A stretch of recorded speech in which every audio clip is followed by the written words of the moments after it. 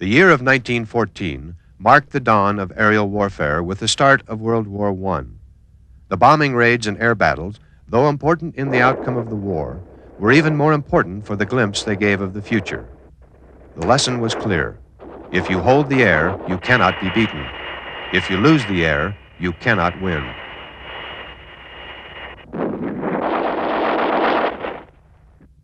In 1919, Glenn Curtiss made plans for an Atlantic crossing for the U.S. Navy Department.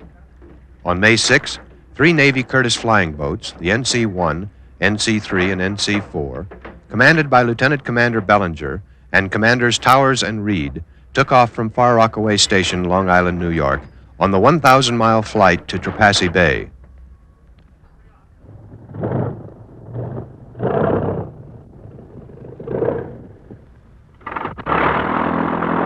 On the way to Newfoundland, the 3 aircraft encountered bad weather. NC-4 developed engine trouble and made an emergency landing in the water about 100 miles from Chatham, Massachusetts.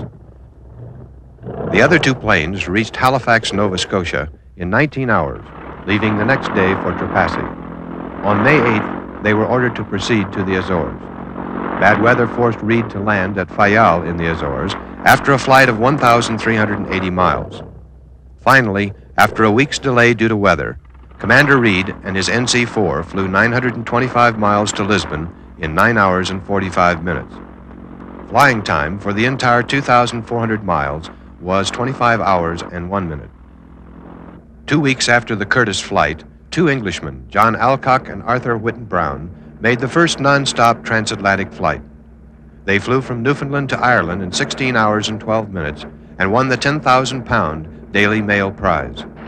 On August 25, 1919, the world's first daily commercial air service started, connecting London to Paris in a 2.5-hour flight. Also in 1919, Gianni Caprani of Italy built the first transatlantic passenger airplane, the GA-60.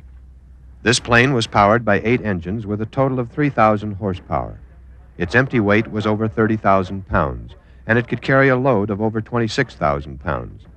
Its height was more than 30 feet, its length over 70 feet, and its wingspan was over 90 feet. It could carry 100 passengers comfortably at an average speed of almost 80 miles per hour. After a few initial flights, it crashed, and because of the rebuilding and maintenance costs, the project was abandoned.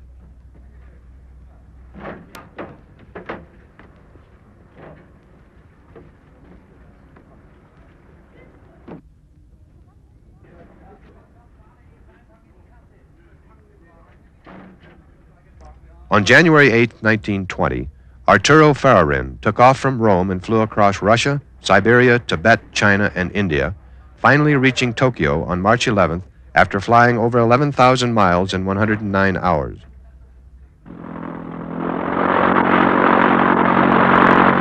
The Japanese chopped down valuable trees in a national park to prepare an airport for him. The honors that the Japanese bestowed on him lasted 42 days. His airplane is displayed in the National Museum of Tokyo.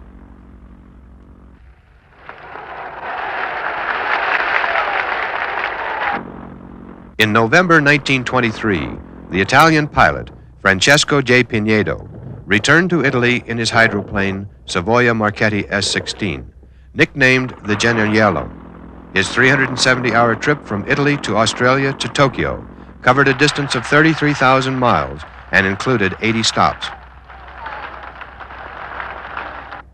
In 1926, Commander Richard Byrd and his pilot, Floyd Bennett, were the first men to fly over the North Pole in the Josephine Ford, a Fokker triplane. They had to navigate without a compass, since this instrument is not usable close to the magnetic pole. In addition, they did not have ground navigational reference points.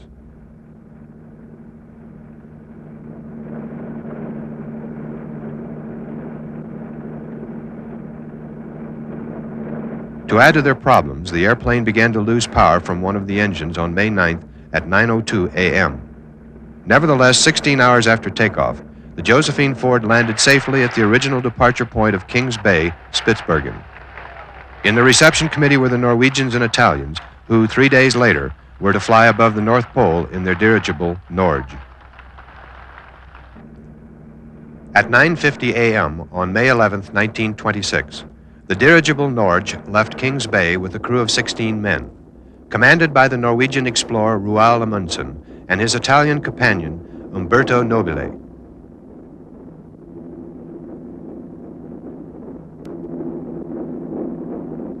The Norge was a dirigible of a semi-rigid type, carrying over 600,000 cubic feet of hydrogen. It had a length of 347 feet, a height of 85 feet, and a maximum speed of 60 miles per hour.